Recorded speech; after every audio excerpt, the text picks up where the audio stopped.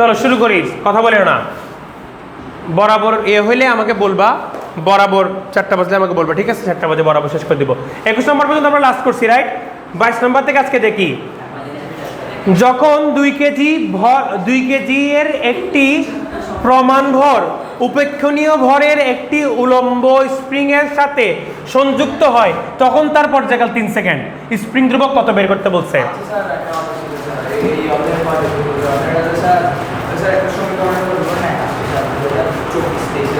এই অধ্যায়ে হ্যাঁ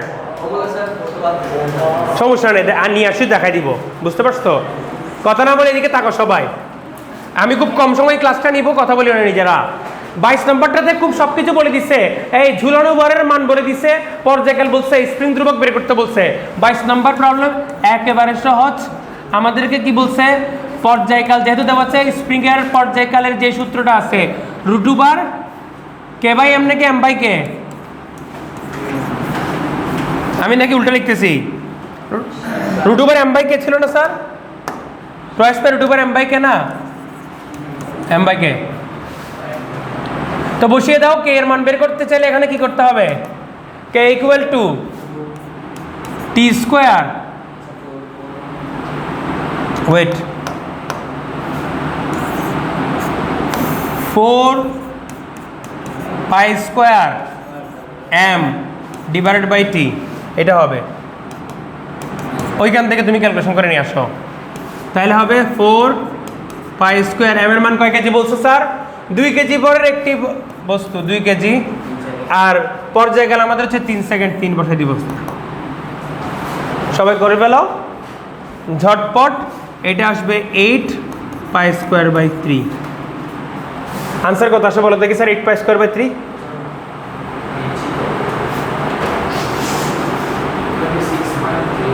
কি? 8 পাই স্কোয়ার বাই 3। ভুল করতেছ।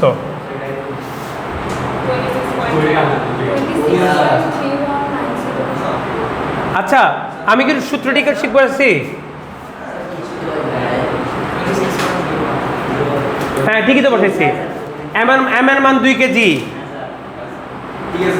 4 পাই স্কোয়ার, সব কিছু ঠিকঠাক আছে না স্যার? হ্যাঁ, তাহলে এখানে মনে হয় এরা ভুল করছে, এখানে এরা ভুল করছে ক্যালকুলেশনে। আমাদের তো ক্যালকুলেশন ঠিকঠাক আছে, তাহলে হয়ে যাবে 22। যাও এরপর একটা যাই। 23 দেখো, একটি কোন স্থানে 6 নিউটন পার মিটার এবং 3 নিউটন পার মিটার স্প্রিং ধ্রুবক বিশিষ্ট দুটি স্প্রিং শ্রেণী সমবায়ে যুক্ত আছে। কিভাবে আছে? দুইটা স্প্রিং শ্রেণী সমবায় আছে। এখন বলছে এই অবস্থায় এদের উপর 0.6 নিউটন বল প্রয়োগ করা হলো। উক্ত স্থানে অভিকর্ষ ত্বরণের মান দেওয়া আছে। প্রথম স্প্রিং কতটুকু প্রসারিত হবে নির্ণয় করো।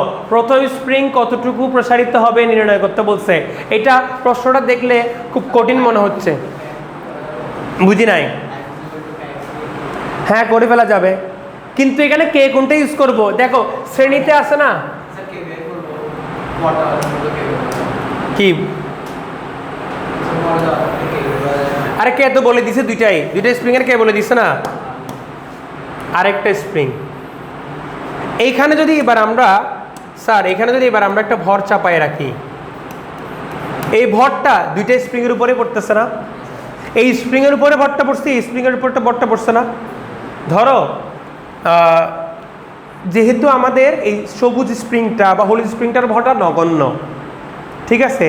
তো তুমি একবার চিন্তা করে দেখো, তুমি তোমার বন্ধুকে এভাবে ধরে আসছো, তোমার বন্ধু মনে করে খাদে পড়ে যাচ্ছে, তুমি এভাবে ধরে আসছো, রাইট? ওকে, তো তুমি ধরে আসো, তুমি হাত দিয়ে ধরে রাখা যে কথা, বন্ধুর কোমরে রশি বেঁধে রশি দিয়ে ধরে রাখলো, সেম বটটাই পড়বে না তোমার হাতের উপরে? সো এখন দেখো এই স্প্রিংটা সরাসরি একে ধরে রাখা যে কথা, এই স্প্রিং এর মাধ্যমে ধরে রাখলেও কিন্তু একই কথাই হবে নাকি? শিওর? শিওর? আচ্ছা দেখো শোনো, কথা বলে না। তাহলে এখন আমরা করবো কি এখানের মধ্যে? দেখো স্যার, এখন আমরা এখানের মধ্যে কি করব? না স্যার, বিষয়টা কিন্তু এরকম না, কিন্তু স্প্রিং এর ক্ষেত্রে বিষয়টা মনে হয় এরকম না, যতটুকু মনে পড়ে আর কি আমার। 23 নম্বর এই প্রবলেমটার দিকে একটু ভালো মতো করে তাকাও। 23 নম্বর এই প্রবলেমটার দিকে ভালো মতো করে তাকাও। হ্যাঁ, এইটা এরকমই হবে, সরি ঠিকই আছে, প্রসারণের ক্ষেত্রে এরকমই হবে। আমরা স্প্রিং ধ্রুবক বের করতে বলে নাই আমাকে মিলিত অবস্থায়, শুধু স্পেসিফিক একজনের জন্য বের করতে বলছে। এটা কি আছে দেখো স্যার, প্রথমটার জন্য 6ই দেওয়া আছে বরাবর মনে হয়, এইটার জন্য কে দেওয়া আছে 6 নিউটন পার মিটার, যেটাকে আমরা K1 বলতেছি। এইটার জন্য K2 দেওয়া আছে কত স্যার, 3 নিউটন পার মিটার। এখন 23 নম্বরটা সুন্দর মতো করে দেখো, পর্যায়ক্রমে তাহলে কিচ্ছু বের করতে হবে না। প্রথম স্প্রিংটার উপর তাহলে কত ভর পড়তেছে এখন দেখো তো স্যার, 0.6 নিউটন বল প্রয়োগ করা হচ্ছে, 0.6 নিউটন বল প্রয়োগ করা হচ্ছে স্যার। তাহলে এই স্প্রিংটার উপরেও, এই স্প্রিং এর উপরেও 0.6 নিউটন পড়বে, এই স্প্রিংটার উপরে 0.6 নিউটন পড়বে, দুটার উপরে 0.6 নিউটন পড়বে। এখন আমরা F ইকুয়াল টু কি জানি স্যার, -kx। তো k1x আমরা ভ্যালুর জন্য শুধুমাত্র এটাই বসাচ্ছি, ভ্যালু এটাই বসাচ্ছি স্যার, শুধু ভ্যালুটা বসাই দিব, কারণ আমরা বল প্রয়োগ করতেছি, স্প্রিং এর প্রত্যয়নী বল না, আমরা বল প্রয়োগ করতেছি। সেটা আমরা কত বল প্রয়োগ করতেছি, 0.6 নিউটন। আর এখানে কে কত দেওয়া আছে স্যার, 6 দেওয়া আছে। তুমি সেটার থেকে যদি x বের করো, x ইকুয়াল টু পেয়ে যাবে 0.1 নিউটন। সো জিনিসটাকে একটু জটিল করার জন্য দিছে, এটা সবসময় আমার তারপর ভয় লাগে। আরেকবার চিন্তা করে দেখলাম হচ্ছে স্যার এইটার উপরেও কিন্তু তোমার এটাই আছে, এই ভরটাই আছে, যেহেতু স্প্রিংগুলোর ভরগুলোকে আমরা কি ধরতেছি, নগণ্য ধরতেছি। তাহলে সবুজ স্প্রিং এর উপরও 6 নিউটন বলটা প্রয়োগ করা হয়েছে, এইটার উপরও 6 নিউটন বলটা প্রয়োগ করা হয়েছে। বুঝতে পারছো? আবার বুঝাই দিব, বললাম এখানে দুইটা স্প্রিং শ্রেণীতে আছে বলতেছে। এই যে হলুদ স্প্রিং তার সাথে সবুজ স্প্রিংটা আমরা কি করছি, শ্রেণীতে রাখছি। সো এটাকে আমরা বলতেছি প্রথম স্প্রিং, এটাকে বলছি দ্বিতীয় স্প্রিং। এবার এদের উপরে 0.6 নিউটন বল প্রয়োগ করা হয়েছে। তাহলে এই 0.6 নিউটন বলটা কার উপরে আছে, সবুজটার উপরেও আছে, হলুদটার উপরেও আছে। বলতেছিলাম কি হলুদটার উপরে কেমনে আছে, তোমার কাছে অনেক সময় মনে হইতে পারে। চিন্তা করে দেখো, একটা রশি দিয়ে তোমার বন্ধুকে বেঁধে রাখলেও রশির মাধ্যমে কিন্তু তোমার হাতের উপরে একটা কি আসতেছে, টান যাচ্ছে, যাচ্ছে কি যাচ্ছে না, যাচ্ছে। ওইখান থেকে তুমি হিসাব করে ফেলতে পারবা, এটা সিম্পল জিনিস। তার মানে এটার মধ্যে যে টানটা পড়তেছে সেটা কিন্তু ওর উপরেও ইভেনচুয়ালি চলে আসে, সেভাবে আমরা করে ফেলতে পারবো। সো মূলত এই স্প্রিং এর উপরে কতটুকু বল প্রয়োগ করছে সেটা বুঝে গেছি আমরা। এইটার স্প্রিং ধ্রুবক আমরা জানি, কতটুকু প্রসারিত হবে এখন সেটা বের করে ফেলতে পারবো। বুঝাইতে পারছি নাকি পারি নাই? ভেরি গুড, করে ফেলো।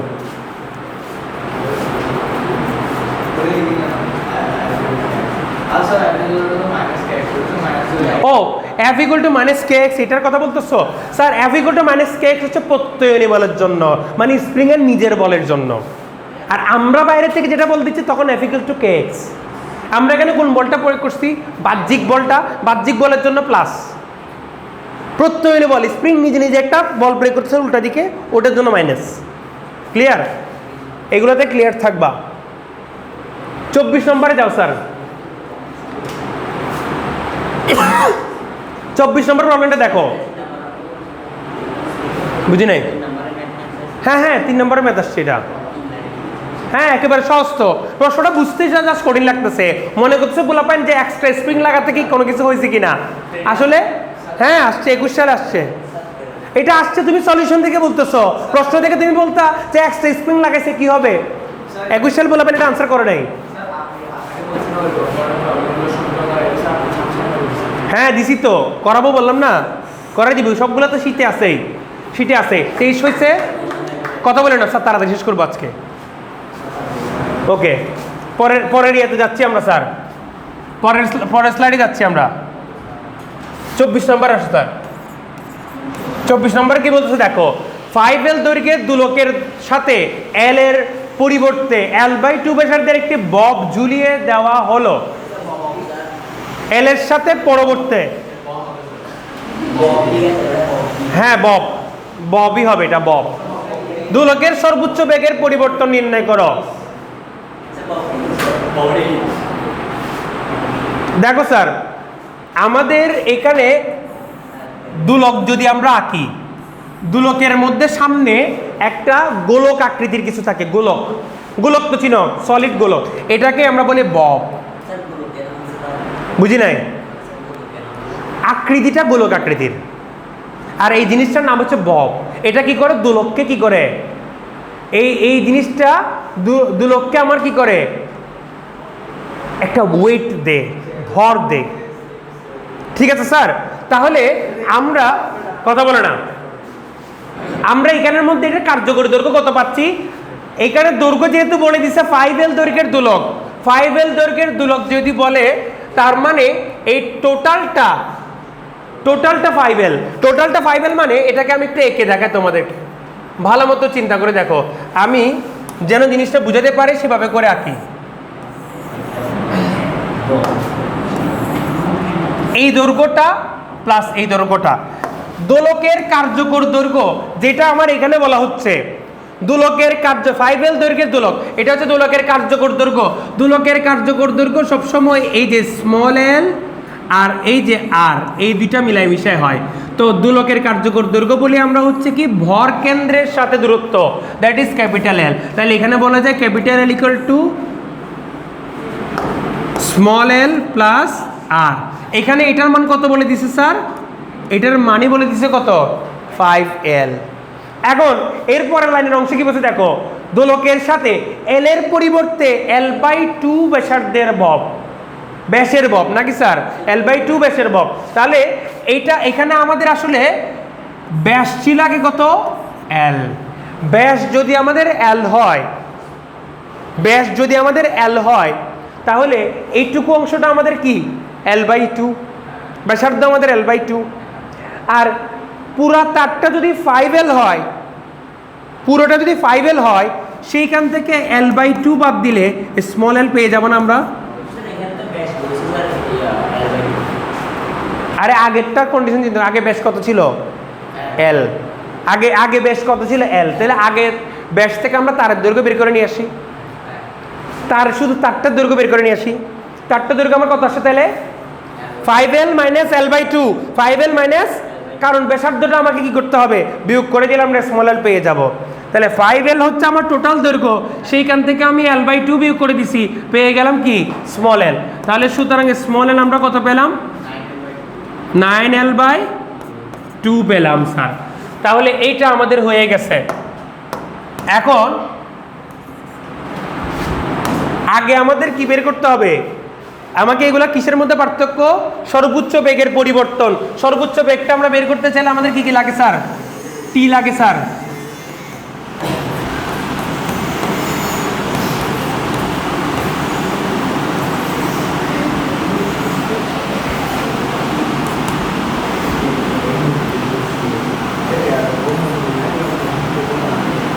আচ্ছা, এটা এইভাবে না করি আমি, অর্ণব, বিমল, তোমাদেরকে আমি নেক্সট দিন থেকে, আমি যখন বলছি আর কোনো কথা বলবো না, যার নাম নিছে আমি বুঝেই বলছি, আমি নেক্সট ক্লাসে বের করে দিব, দরকার নেই আমার কাছে ক্লাস করার। একেবারে বলছি যে দিন কথা বলবো না, একদম কথা বলবো না, সেই দিনও কথা বলতে থাকো, আমি বুঝলাম না। তো দেখো আমাদের পর্যায়কালের সাথে সম্পর্ক কি, দেখো 1 মানে শুধু রুটেল, রাইট? এটা কোত্থেকে আসছে? এটা কোত্থেকে আসছে? 2/√2/L/G। এখান থেকে আমরা এটা লিখতে পারি, ঠিক আছে? এটা আমরা লিখতে পারি প্রপোর্শনাল। তো এখান থেকে আমরা কি লিখতে পারি স্যার? এখান থেকে আমরা লিখতে পারি T2 divided by T1 equal to হচ্ছে আমাদের L1 রুট দিয়ে দিব। আমাকে কি বের করতে বলছে? বেগের অনুপাত বের করতে বলছে না? বেগের পরিবর্তন যদি আমরা বের করতে চাই, বেগের পরিবর্তন বের করতে চাইলে আমাকে আসলে ওমেগার পরিবর্তন বের করতে হবে। এখান থেকে আমরা ওমেগা স্কোয়ার দিয়ে যদি চিন্তা করি, ওমেগা ইকুয়াল টু 2/T ছিল না স্যার? এইটাও নিয়ে আসতে হবে, এই যে এখানে সেটা বসিয়ে দিব স্যার আমরা। তাহলে সম্পর্কটা কেমন? উল্টা। তাহলে আবার তোমরা আবার লিখো, হ্যাঁ, কৌণিক বেগ, কৌণিক বেগের সাথে সম্পর্ক, আমার বেগের সাথে সম্পর্ক কিন্তু কৌণিক বেগের আছে। সর্বোচ্চ বেগকে কীভাবে লিখি? ওমেগা ইন্টু এ লিখি না? সো এখানে ওমেগা আমার লাগবে না। ওকে, ভেরি গুড। তাহলে আমরা এখানে একটা কাজ করব, এল এর মাধ্যমে আমরা এখানে কাজ কি করব বলো? আমরা কি জানি sir omega equal to twice pi by T, এটাকে আমরা নাম্বার 1 দিয়ে দিব। তাহলে omega proportional to 1 by T, তাহলে আমার কি আসবে omega 1 divided by omega 2 divided by omega 1 divide by 2 লিখে যাও, T2 বাই T1। তো এখান থেকে আমরা কি বুঝে ফেলতে পারি স্যার? এই দুইটা থেকে আমরা এই দুটো জিনিস থেকে আমরা কি বের করতে পারি? এই দুটো জিনিস থেকে আমরা বের করতে পারি omega 1 divided by omega 2 equal to √L2 divided by L1, এই কথাটা আমরা বলে ফেলতে পারি। তারপরে L এর ভ্যালুগুলো আমরা হিসাব করে ফেলতে পারলে কাজ শেষ হয়ে যাবে আমাদের। এতটুকু তুলছ?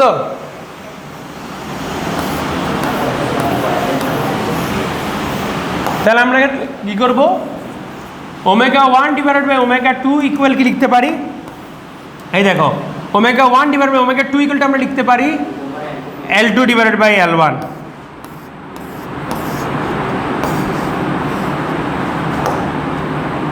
√L2 divided by L1। L2 আমাদের কি ছিল স্যার? L2 আমাদের নতুন করে বের করতে হবে স্যার, L2 আমাদের নতুন করে বের করতে হবে। আমরা 9L/2 পেলাম হচ্ছে অংশটা, আর ববের ব্যাস এখন কত হয়ে গেছে? L/2 হয়ে গেছে। ব্যাসার্ধ তাহলে কত হবে? L/4 হয়ে যাবে। ব্যাস যদি L/2 হয়ে যায়, ব্যাসার্ধ কত হবে? L/4। তাহলে এখানে আমার যুক্ত হবে L/4। এটা হলো আমাদের কার্যকর দৈর্ঘ্য। এটা আমাদের কত? তাহলে ববের জন্য আমরা রশিটার দৈর্ঘ্য করছি প্লাস ব্যাসার্ধ করছি, এটা হচ্ছে তোমার মানে প্লাস ববের ব্যাসার্ধ করছি, এই দুইটা নিয়ে করলে আমরা সরল দোলকের কার্যকর দৈর্ঘ্য পেয়ে যাই। ডিভাইডেড বাই আমরা এখানে কি পাচ্ছি? 5L পাচ্ছি। হিসাব করে নাও, তাহলে ওমেগার একটা অনুপাত তুমি পেয়ে যাবে। কত আসে বলো?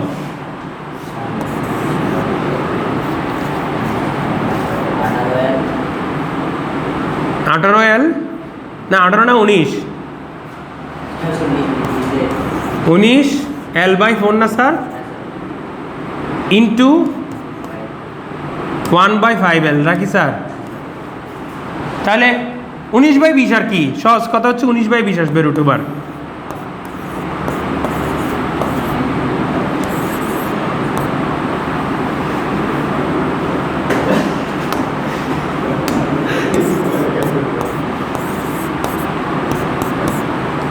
ঠিক আছে?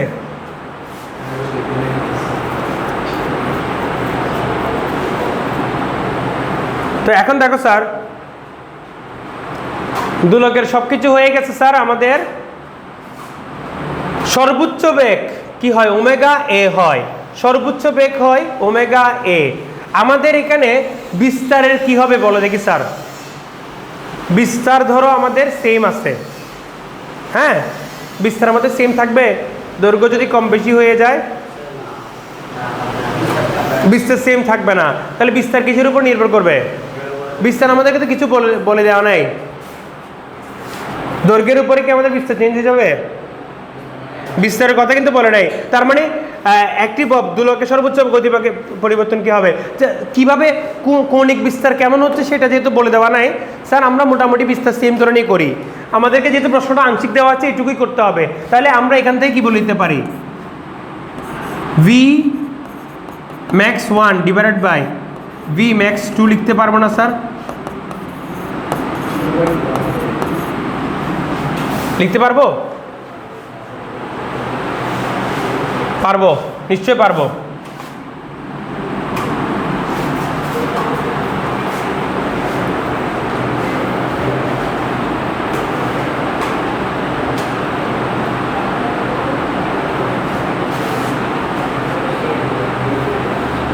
কত আসে?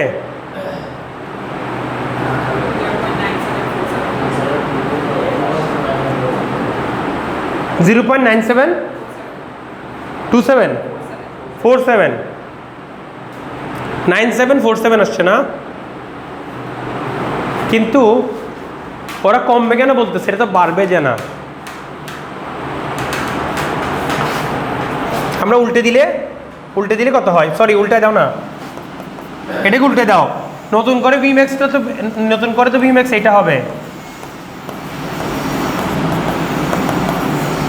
20/19 কত আসছে 1.259 মানে 26 করো, তাহলে আমাদের কত পার্সেন্ট বেড়ে গেল, বাড়ছে কতটুকু স্যার, 1-এর থেকে বেশি কতটুকু আসছে 0.026% বেশি আসছে না স্যার, সরি 0.026 পরিমাণ বেশি আসছে, তার মানে এটাকে 100 দ্বারা গুণ করে 2.6% বেড়ে যাবে। হ্যাঁ ভুল, দৈর্ঘ্য বললে দৈর্ঘ্য যদি কমে আমার পর্যায়কাল কমে যাচ্ছে না স্যার,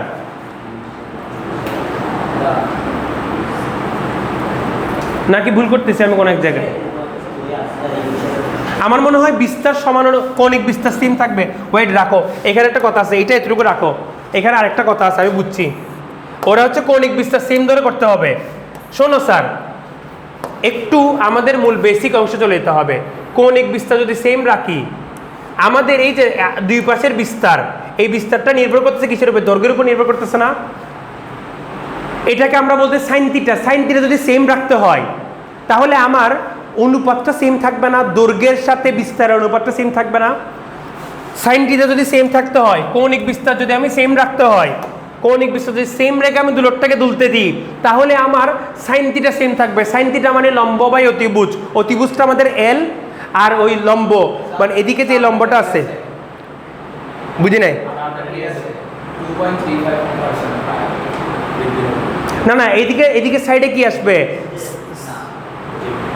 সাইডে এদিকে সাইডের পরিমাণটা আমাদের আছে, না না এখানে এটা ইয়া করে করতে হবে তোমাদের। এদিকে দেখো স্যার, এখানে আমাদের স্যার আমরা কি করছি, L2/L1 যদি আমরা করি, এটার জন্য আমরা বিস্তারের পরিবর্তনে A2/A1 পাবো। তাহলে এটা দিয়ে আমাদের করলে হবে না, আমি জিনিসটা বুঝে লক্ষ্য করে পাইলাম। এভাবে করলে আমরা বিস্তার সমান বলতেছি, বিস্তার কিন্তু সমান না স্যার, এখানের মধ্যে কৌণিক বিস্তার সেম রাখবো, আমরা একইভাবে তুলতে দিচ্ছি, যদিও স্পেসিফিক বলে দেওয়া উচিত, বইয়ের প্রশ্নগুলোতে মাঝে মাঝে এরকম স্পেসিফিক বলে না। তো আমরা কৌণিক বিস্তার সেম ধরে করব। কৌণিক বিস্তার যদি সেম হয় তাহলে আমার এই রেশিওটা সেম থাকবে। কেন সেম থাকবে বুঝতে পারতেছো?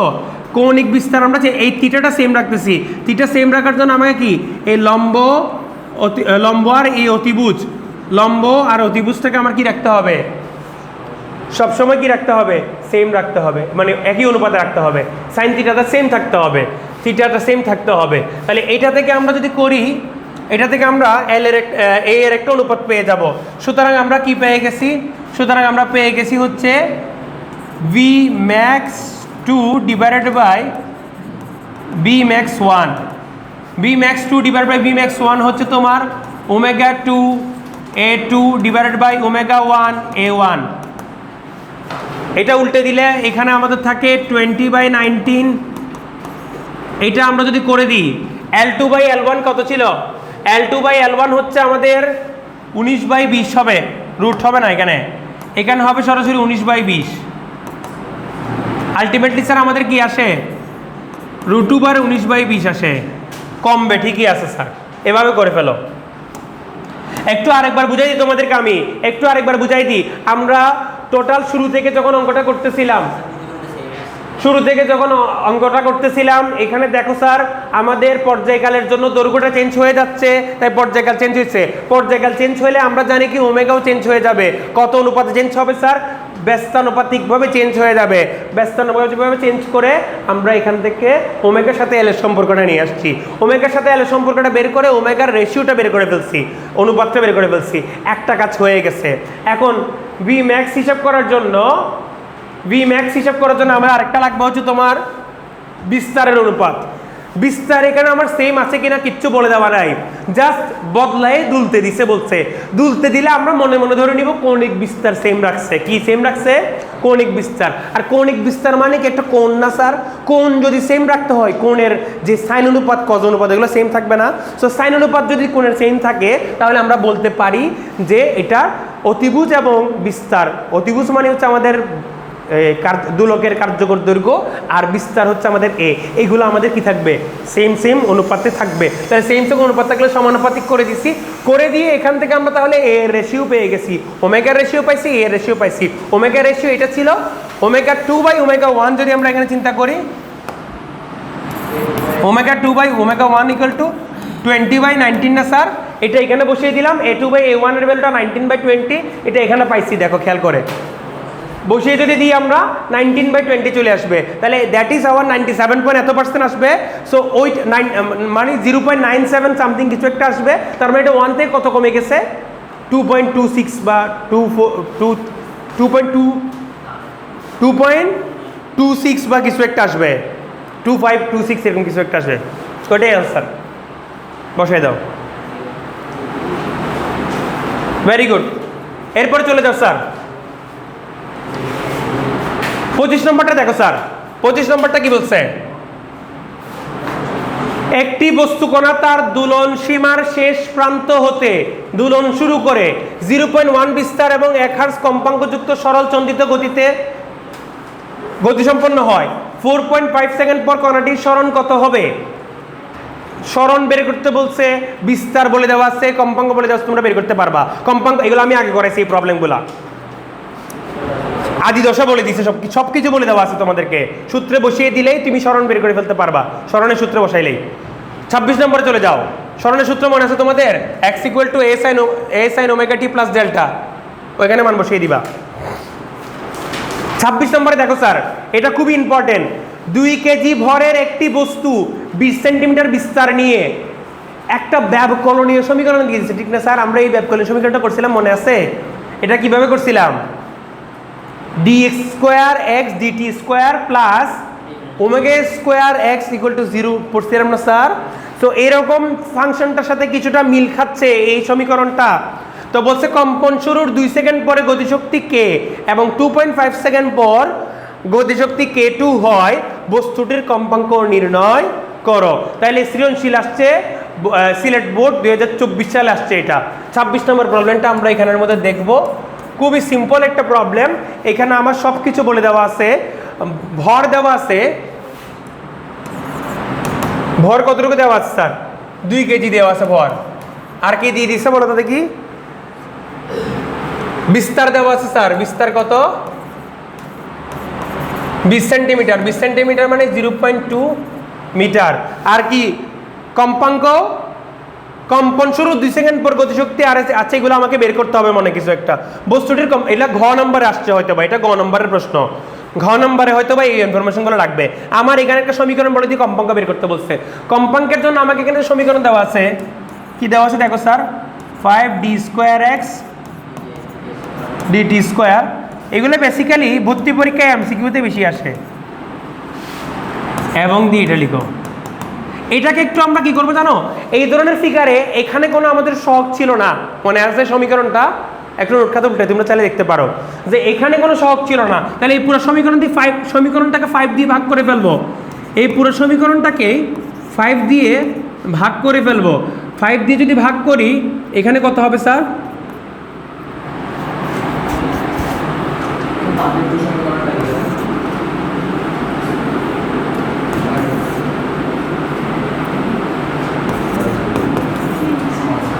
ঠিক আছে স্যার, তাহলে এটাকে আমরা তুলনা করতেছি কার সাথে? এই যে পাশে না, এখানে লিখতেছি নিচে।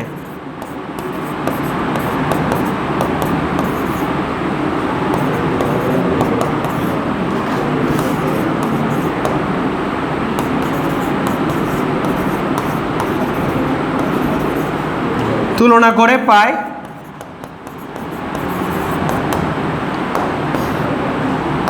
আমরা, তুলনা করে কি পাচ্ছি বলো?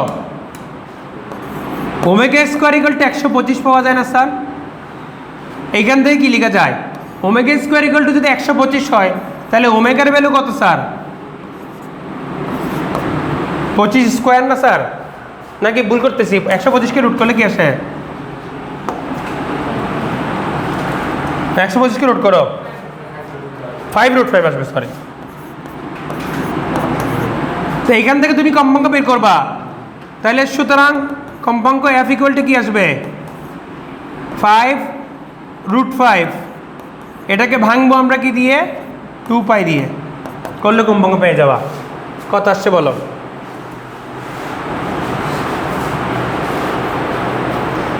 5√5 ডিভাইড বাই 2π 1.78 আসে, 1.78 আসে।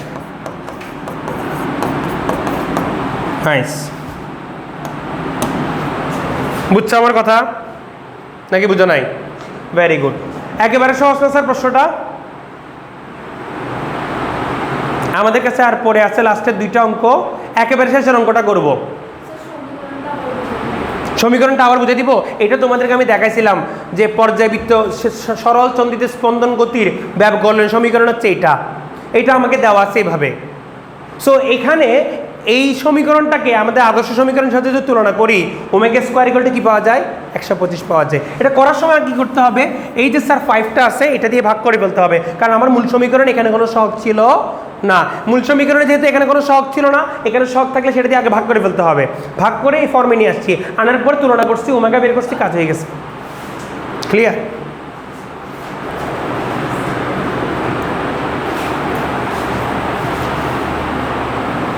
স্যার একেবারে লাস্টের অঙ্কটা করে শেষ করে দিব স্যার। 27 নম্বরটা তোমরা ট্রাই করিও, না পারলে আমি দেখা দেবো নেক্সট দিন। আজকে শেষ করবো তাড়াতাড়ি। একেবারে লাস্টের অঙ্কে চলে যাও sir. 28 number problem.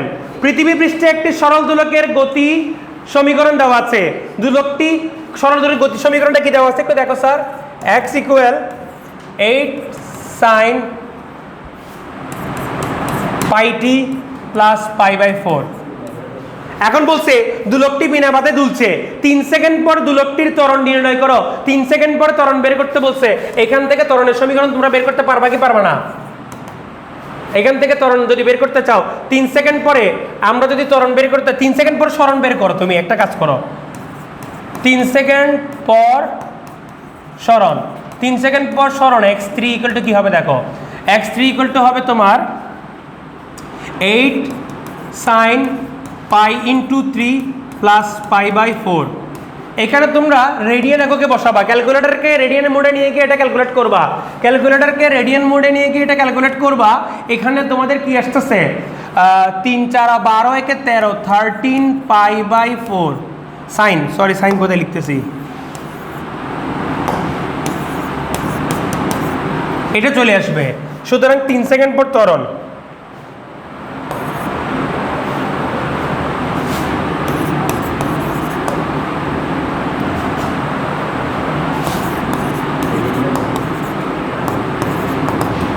Equal to কি আসবে? -ω² x3। যে ভ্যালুটা পাইছে সেটা বসাই দিবা, কারণ সরণ জানলে সরণ থেকে আমরা ত্বরণ বের করে ফেলতে পারি এই সমীকরণ দিয়ে। মাইনাস ওমেগার ভ্যালু এখানে কত? ওমেগার ভ্যালু এখানে কত দেখা যাচ্ছে বলো তো দেখি স্যার। এখান থেকে আমরা ওমেগার ভ্যালু পাচ্ছি হচ্ছে তোমার π²। হ্যাঁ, এখানে আমরা ওমেগার ভ্যালুটা বের করে নিয়ে আসবো। ওমেগা ইকুয়াল টু এখানে আমরা π পাচ্ছি, কারণ এটা কি a sin ωt plus delta, a sin ওমেগার ভ্যালু আমরা পাচ্ছি। এটা তোমরা রেডিয়ান মোডে বসাই দাও। বসাই দিলে যেটা আসবে সেটা বসাবা। কত আসে এখানে? কত আসে? -4√2। এটা -4√2 আসছে। আচ্ছা, তাহলে এখানে একটা -π² × -4√2, তাইলে আমার এখানে আসবে 4√2 × π²। কত আসে আনসার বলে দাও। কত? 25.83, 55.83।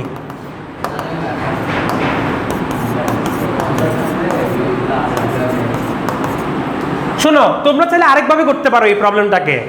কিভাবে কেউ বলতে পারবা? তোমরা চাইলে আরেকভাবে করতে পারো, সেটা হচ্ছে এটাকে দুইবার কি করে অন্তরীকরণ করে। দুইবার অন্তরীকরণ করলে তোমরা কি পেয়ে যাবা? ত্বরণের সমীকরণ পেয়ে যাবা। সেভাবেও চাইলে করতে পারো। একবার অন্তরীকরণ করলে, আমরা অন্তরীকরণ করে করে সমীকরণগুলো বের করছিলাম না, মনে আছে? ওইভাবে করে করে কিন্তু শর্টকাটে করে নিয়ে আসতে পারবা। তো এটাকে আমি ডুপ্লিকেট করে এক নিঃশ্বাসে করে ফেলবো। এটাকে আমি ডুপ্লিকেট করে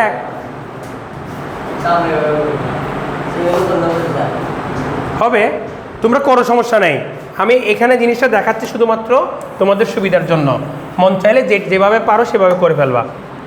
সো এটাকে যদি আমরা প্রথমে ডিফারেন্সিয়েট করি, সময় সাপেক্ষে প্রথম ডিফারেন্সিয়েশন করলে এখানে একটা সরি মাইনাস আসবে না, এটা কস হবে পাই টি প্লাস পাই/4, এক্সট্রা করে একটা পাই আসবে, ইনটু একটা পাই আসবে। কেন বলো তো স্যার? সহগটা আমরা কি করে দিই? গুণ করে নিয়ে আসি। এইটা আমাদের হয়ে গেছে ভি, তো ভি ইকুয়াল টু কি হবে? 8 পাই কস পাই টি প্লাস পাই/4। এরপর এটার আবার ডিফারেন্সিয়েট করো সময় সাপেক্ষে, তাহলে আবার সেমভাবে আরেকটা পাই আসবে, 8 পাই স্কোয়ার হয়ে যাবে স্যার।